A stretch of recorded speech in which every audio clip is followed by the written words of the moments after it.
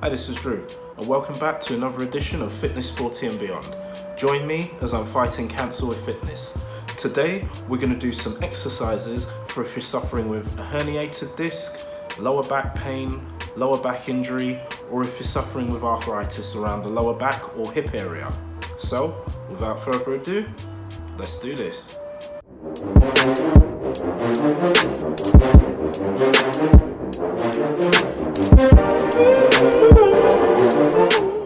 So, what is a herniated disc? This is when the disc material that lives in the body separates the vertebrae from the part of the body where it normally lives. This then causes a pinching of the nerve in that specific area. We're talking about the lower back here. So this is why you often have excruciating pain running either along the groin area or primarily down the hip and outer leg area, and it can run all the way down to the toes, and you probably feel pins and needles and tingling in your toe area at the most extreme end of the pain as well. It can be quite debilitating, and it can strike at any time. This can actually happen from either injury, exertion, or just over time with general wear and tear if you're lifting heavy in the gym.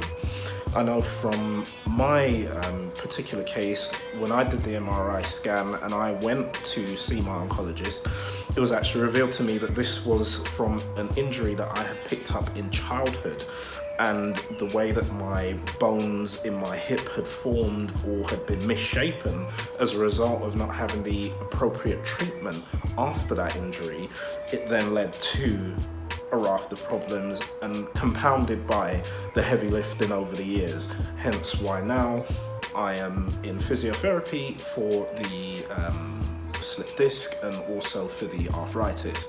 However, I do have a succession of exercises that we can do to help heal slip disc and to also help ease the pain of arthritis so that you can go back to optimal functioning at the gym. So without further ado, let's do this. Today's lower back exercises will consist of Mackenzie push-ups, hip extensions, standing hip abductions, and standing hip flexion.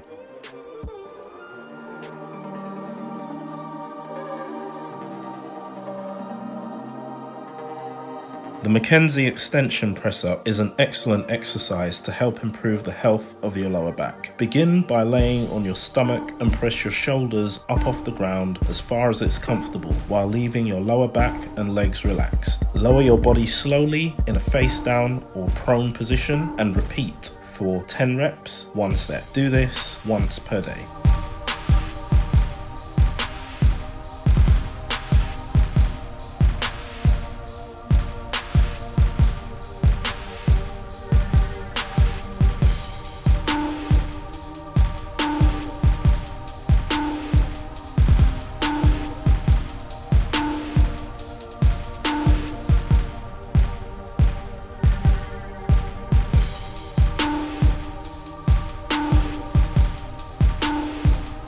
Hip extensions. Whilst on your hands and knees, assume a neutral spine position. Contract your lower abdominals and gluteals, then extend your leg out straight. Ensure your spine and pelvis remain neutral and your hips do not tilt to one side. Lower your leg and repeat. We're going to do 10 reps of 3 sets, and we're going to do this 5 times a week.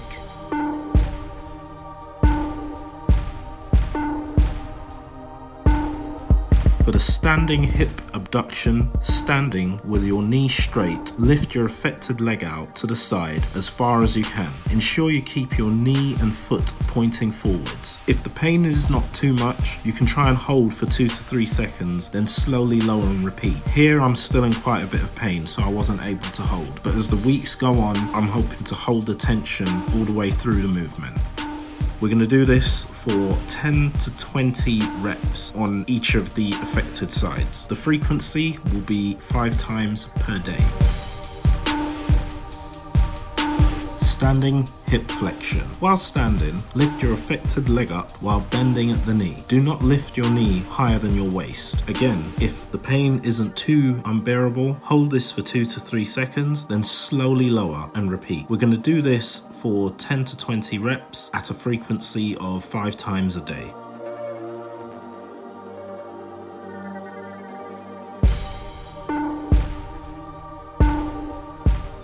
It's worth noting that if you're suffering from a disc bulge or a slip disc, there are certain exercises to avoid.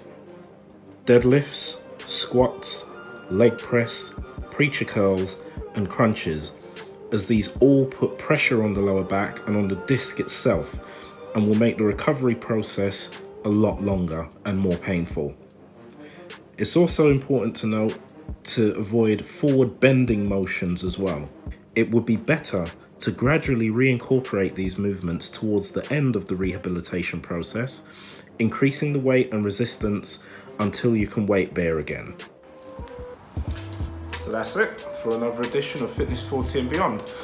I haven't been on for a while, so thank you for sticking around. I had some physical health issues, as those of you who follow me on social media may be well aware of. So I had to take a little bit of a break for a while, but I'm glad to say that I am back now.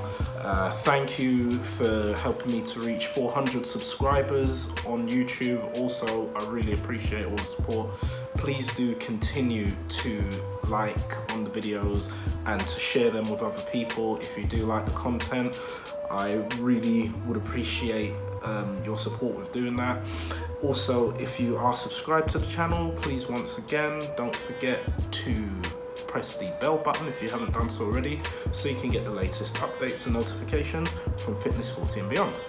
My name is Drew, you've been watching Fitness 40 and Beyond. Until next time, do take care. If you're a fitness enthusiast looking for a personal trainer, gym or dojo, head over to susifitness.com.